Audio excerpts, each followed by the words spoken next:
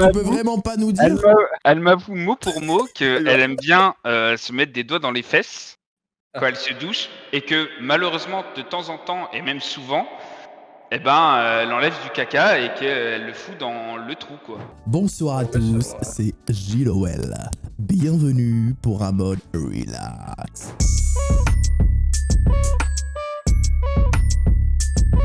Les amis, nous allons pouvoir assister à la nouvelle histoire de la soirée. Alors, mon très cher ami, on n'a pas le droit de t'appeler par ton pseudo. Alors, comment est-ce qu'on peut t'appeler, frérot? Bah, Greg, comme vous avez dit avant. Un peu de contexte avant de passer à l'histoire. Oui. C'était il y a 2 ans, en plein été, ouais. Au mois d'août à peu près. Et en fait, ma famille décide de partir, donc moi, mes 2 frères et mes parents. Petite info Twitch. Les viewers peuvent envoyer des paix pendant les lives pour faire rire Fury. Oui, il a bientôt 27 ans et ça le fait toujours rire. Y'a quoi? Bref, tenez-vous prêts pour en entendre d'autres. La bise les zèbres. On décide de partir en Afrique, faire un safari en fait, en Tanzanie. Et quand tu vas là-bas, il n'y a pas vraiment d'hôtel. C'est pas des hôtels, c'est des endroits où en fait t'as des tentes, littéralement des tentes. Ouais. Et t'es au milieu de la nature, quoi. Du coup, on se retrouve au milieu de la savane, etc. Et on part pour le premier jour de safari. En fait, on faisait qu'1 jour qui s'appelait Zanzibar, en gros.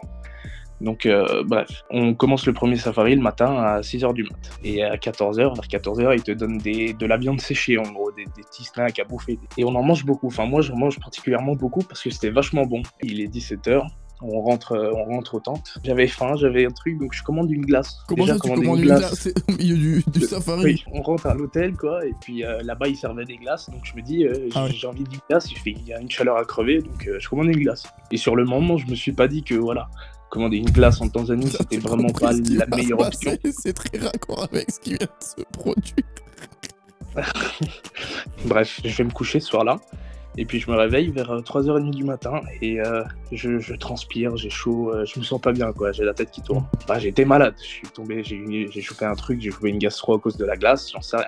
Et donc bah, je suis dans ma tente et des toilettes, en fait, il y en a qu'une seule pour tout l'hôtel et c'est au milieu, c'est au milieu de la nature, quoi. Je vais aux toilettes, je transpire, je sais plus quoi faire, j'ai pas de médicaments. Voilà. À 20 km, enfin genre à 10 minutes de marche de ma chambre, donc je peux pas appeler la réception, je peux pas demander de médicaments, rien. Bref, je vais aux toilettes, et puis voilà, je commence, diarrhée, forcément, diarrhée, nausée, donc je vomis, tout, et puis à un moment, pendant que, voilà, j'entends comme... je sais pas, quelque chose qui respire, en fait. Et là, je vois que ma tante commence à bouger, en fait. Et là, je me dis, il y a un problème, J'ouvre ma porte des toilettes, je retrouve devant moi, en fait, un éléphant de... je sais pas combien de mètres il va avoir. J'ouvre la porte et je vois cet éléphant. Donc... au même temps, bien sûr, il faut imaginer que j'étais en train de gerber au même temps que j'ouvrais la porte presque et que j'avais la diarrhée en même temps. Tout était simultané, en fait. C'était vraiment un mélange de choses qui se passaient vraiment tout en simultané. Donc, j'ouvre la porte, je vois cet éléphant et je referme très vite. Je referme très vite quand même. Et moi, dans ma tête, là, l'éléphant, il me bouffait. J'étais mort. Donc, et j'avais mon téléphone et il n'y avait pas beaucoup de 4G là-bas, donc en fait ils te donnent une application que tu installes qui te permet d'appeler sur le téléphone mobile de l'hôtel, quoi. Et je leur dis connectez-moi à la chambre de ma mère, tout ça. Et là il était à peu près 4h. Tout ça on te chiant dessus avec un éléphant qui tourne autour. Et en fait, c'était pas un seul éléphant, c'était un groupe d'éléphants. Il y avait 15 éléphants, quoi. Bref. Et je lui dis, écoute, là, je suis aux toilettes, je ne peux pas bouger pour des raisons évidentes. J'ai 15 éléphants autour de moi. Comment ça, évident? C'est pas du tout évident. Et je lui dis, écoute, viens au plus vite, viens, je sais pas quoi faire. J'ai la merde au cul, je vomis le temps, je suis pas dans mon confort, quoi. Je suis vraiment pas dans ma situation... dans la meilleure situation. Et elle me dit, les rangers, ils viennent de me dire qu'il y a 15 éléphants autour de toi, que tu ne peux absolument pas bouger et que tu dois attendre qu'ils partent. J'ai attendu pendant à peu près 1 heure et bien sûr pendant les 1 heure, j'ai pas arrêté d'être malade. J'étais encore malade pendant les 1 heure. Il fallait réaliser que j'essayais de faire le moins de performance. Oui, il fallait que je sois le moins bruyant possible pendant que je chie et je vomis pour pas que les éléphants se rendre compte qu'il y a quelqu'un à l'intérieur de cette tente, tu vois. Donc voilà, c'était les pires 1 heure de ma vie, je pense. Je peux le dire.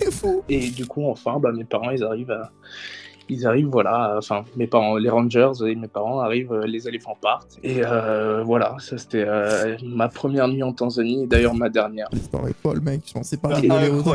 Par contre, imagine franchement si genre à un moment t'avais fait trop un... Et genre que l'éléphant il avait capté, tu serais mort parce que tu étais en train de te chier dessus, mec.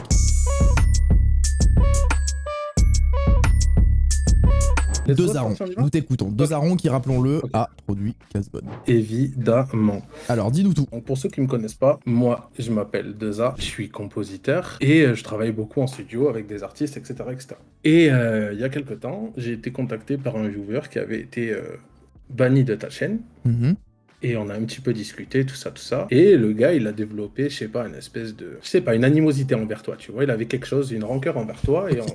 Et je sais pas, j'ai été piqué par l'histoire et j'ai voulu en parler avec lui, tu vois. De fil en aiguille, au final, on se retrouve en vocal, on discute et tout. Et ce mec aimait pas mal la musique et tout. Et ouais, je sais pas, il avait pas mal de rancœur contre toi, je pense, un petit peu de jalousie. Mais il disait quoi, genre que t'étais, je sais pas, il te trouvait violent, il te trouvait vulgaire, il te trouvait, un peu chelou, tu vois. Bref, et le mec, on commence à dériver un petit peu sur la musique, on parle et tout. Et je vois qu'il aime un peu le rap, tout ça. Et je lui dis, ben frérot, moi j'ai déjà fait ça avec d'autres artistes, c'est un peu un principe de thérapie. Souvent, je fais faire des sons à des artistes pour qu'ils parlent d'un problème en particulier, d'un vécu, un truc qui va pas, tu vois. Et du coup, j'ai taffé avec ce mec en studio. Mais non, arrête. Et on a fait un son où il parle de ses problèmes avec toi. Non, je peux pas le croire. Je te le jure, c'est vrai. Je peux pas croire ça, c'est impossible. Du coup, on a enregistré le son et il a fait un clip. Non, mais tu me trolles, c'est une connerie. Je suis contre la musique. Pourquoi? Parce que ça fait du bruit. Voilà.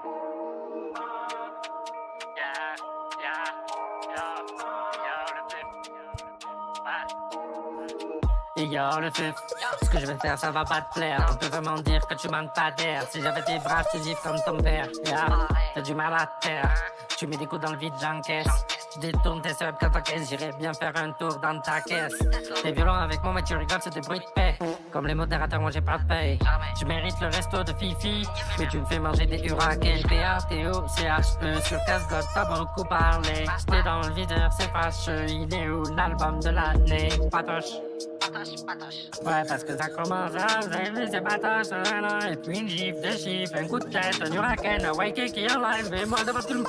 Comment j'explique ça à ma famille, hein? Le feu, vous avez compris, faut me respecter un petit peu. Bon, là, tu m'as acheté des habits, je suis content, mais voilà, c'est bon, là. Voilà, quoi, c'était le freestyle Clash Fury par Patoche Touquet 23. Allez, à bise. C'est exceptionnel. Voilà. Mais frérot, je peux te poser une question de ça? Ouais, vas-y. C'est quoi ton niveau de chômage, frère? Non mais c'est fou, mais j'ai envie de la mettre sur Spotify, sur mon compte Fury. J'ai envie qu'on l'upload, frère. Vas-y. Non mais c'est une dinguerie.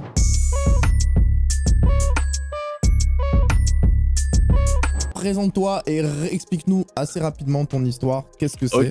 Écoutez bien les amis, vas-y, Vince, la parole est à toi. Alors salut à tous, je m'appelle Vincent, j'ai 27 ans. Sachez que ce qui m'est arrivé, je le souhaite vraiment à personne. En gros, j'ai rencontré une meuf qui était genre sur le plan parfaite pour actualiser la chose. J'ai trouvé des messages, enfin bref, c'était des trucs un peu chelous. Bon, on a fini par se séparer, etc. Et en fait, elle couche avec son patron qui est marié, qui a une gamine de 2 ans. Voilà. Ça c'est la finalité. Comment tu l'as découvert, mec? Alors en gros, elle bosse dans une agence de gestion de patrimoine et il y a 3 patrons. Ouais. Et elle a croqué le bengala de l'un de ses patrons. Est-ce qu'on est assuré à l'heure d'aujourd'hui, à l'heure où nous parlons, que...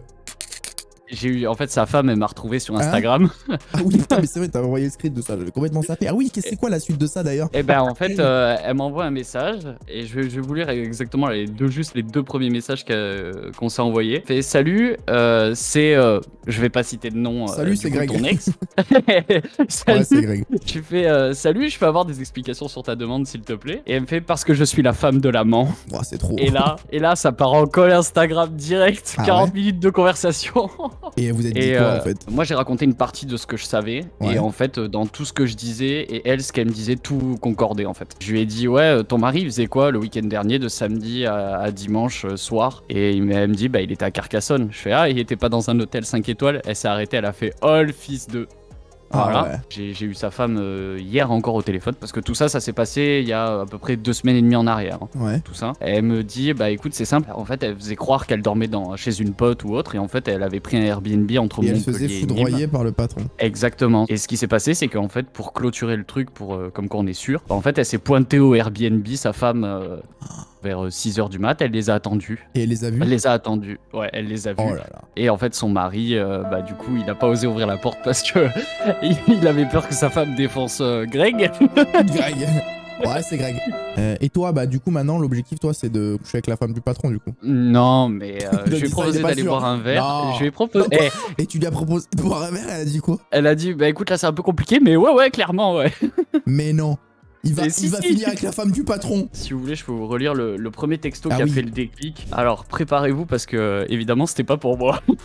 Alors, je me sens vivante avec toi. Je sais pas si c'est ta voix qui m'apaise, ton regard qui cherche le mien, nos sourires, la simplicité de nos échanges ou peu importe. Tout ce que je sais, c'est que mon cœur bat fort lorsque je suis près de toi. Je sens l'adrénaline contrôler mes gestes et le désir de me rapprocher inexorablement de ton corps. Tout ce que je sais, c'est que je souris bêtement quand on est ensemble et que je me sens sereine. Et à l'heure actuelle, s'il y a bien une chose que je ne veux pas perdre, c'est ce qu'on est ensemble.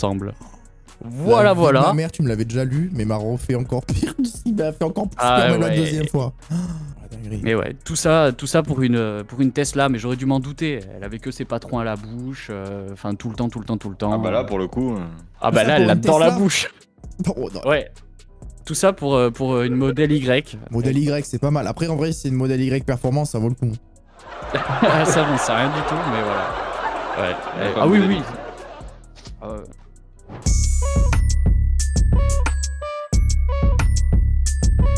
Yo Salut, Valentin. Salut. Comment ça va? Est-ce que tu peux te mec. présenter, nous raconter ton histoire? Juste dis-moi, tu voulais pas rester anonyme? Bah maintenant c'est trop tard je crois.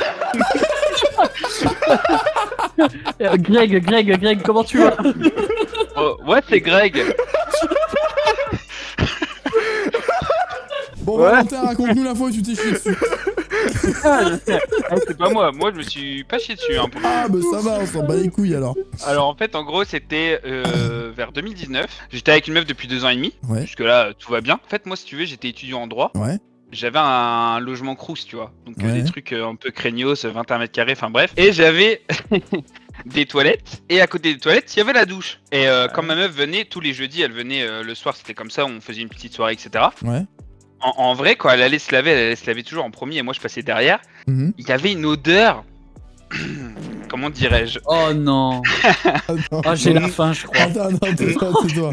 Et quoi, il y avait une odeur. Quelle odeur? Il y a- Quel genre d'odeur? Bah une odeur bizarre que j'arrivais pas à décrire pour le coup. Comment ça, À chaque fois, il y avait- t'arrivais pas à décrire l'odeur? Bah non, mais franchement il y avait. En fait il y avait l'odeur du savon, tu sais, de son savon qu'elle utilisait, et une odeur bizarre. Genre je sais pas comment t'expliquer l'odeur, mais il y avait une odeur bizarre. Et c'était quand même assez bizarre, tu vois. Ouais. Et je me disais bon c'est tout, et je cherche et tout ça, et je me dis c'est bon j'ai trouvé, Eureka j'ai trouvé. En fait elle allume la douche, elle chie un coup, et comme ça j'entends pas tu vois, parce que pendant qu'elle était en train de se laver, bah elle pouvait chier à côté, puisque vraiment genre les chiottes étaient vraiment à côté de la douche quoi. C'est-à-dire tu faisais un pas t'étais dans la douche. Et je me suis dit c'est pour pas que j'entende. Et le truc c'est que bon bah j'ai jamais réussi à lui dire ou quoi, ou à lui demander tu vois, parce que c'était un peu C'est bizarre. délicat, c'est délicat. Ouais voilà, je lui dis ouais est-ce que tu es en train de chier, tu sais, genre bizarre un peu tu vois. Et le problème c'est que bah moi les études de droit bon bah c'était pas fait pour moi, et du coup le Crous m'ont dit bah c'est très bien t'es gentil mais tu seras Prends plus l'argent, frère. tu seras plus étudiant donc casse-toi de chez nous quoi, genre Ouais. donc j'ai dit ok ouais, c'est pas de problème, donc j'ai trouvé un logement donc, dans la ville où j'habite, et du coup donc là pour le coup le logement il y avait un toilette à part de la douche tu vois. Oula, grosse problématique du coup là. Donc là, problématique pour elle, je me suis dit si ma théorie se confirme, elle est dans la merde. Oui. Sans mauvais jeu de mots. Elle continue à venir les jeudis, et l'odeur était toujours pareille. Et là, je me dis, attends, il n'y a pas de toilette, c'est quand même bizarre. Oh non. Et moi, franchement, j'ose pas lui dire, tu vois, genre, j'ose pas lui demander. Je lui dis, est-ce que tu chies dans ma baignoire? Parce que là, pour le coup, j'ai une baignoire.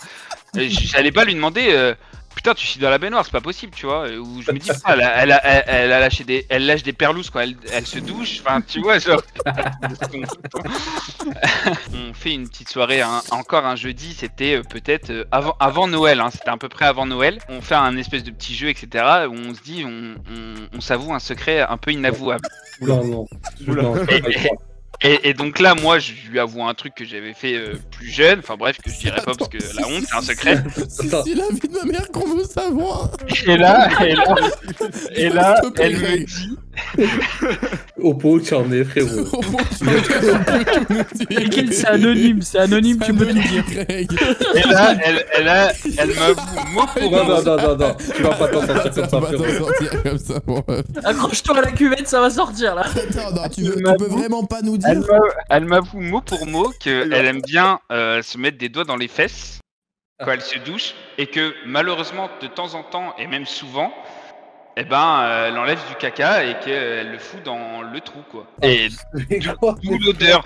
Et là où j'habitais, du coup, vu qu'avant, en fait, elle le faisait dans les toilettes, c'est-à-dire qu'elle enlevait son caca, elle le mettait dans les toilettes, elle tirait la chasse d'eau.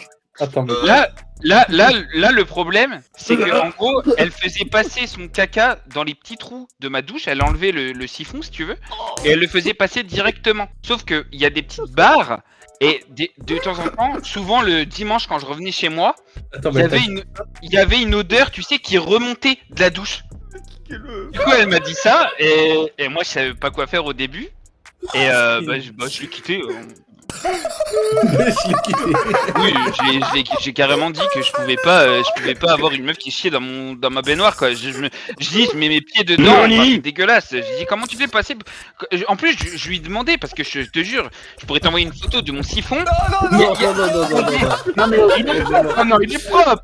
Mais il y a des barres. Les images, ça, avec l'histoire, les images. Il va nous faire un PowerPoint, le bâtard. Il y a des barres, ça veut dire qu'un gros caca ne passe pas. Je lui dis comment tu faisais. Et elle me dit, je l'ai passé avec mes doigts. Elle appuyait avec ses doigts avec l'eau et ça passait dedans. Mais elle t'a raconté tout ça? Oui, elle m'a dit ça comme ça. Je lui ai dit... Non. Et je lui ai dit, mais comment tu peux dire ça, genre sans avoir honte? Elle fait, bah on a dit qu'on c'était des secrets. Bah oui, des secrets, mais parce que là. Et je lui ai dit, putain, j'avais des doutes parce que je pensais que tu faisais caca quand tu te douchais, mais dans des toilettes. Et j'ai dit là, l'odeur, je la sens bizarre et tout ça. C'est pour ça qu'on a fait ce jeu aujourd'hui. Je dis, je m'attendais pas à ce que tu me le dises, mais on ne sait jamais, tu vois. Et putain, tu me l'as dit. Merde. Attends. Ah oui, merde. Le jeu pour ça. Oh, c'est trop, les gars, je vais devoir non, je chiotte, moi. C'est pas de maths en droit.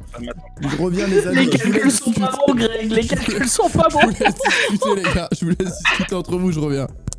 Et du coup, au bout d'une semaine, je lui ai dit que je pouvais pas continuer avec ce genre de choses, tu vois. Et c'est vrai que j'aurais dû m'en douter parce qu'un jour, elle m'a demandé de lui mettre un doigt dans... Enfin, bref.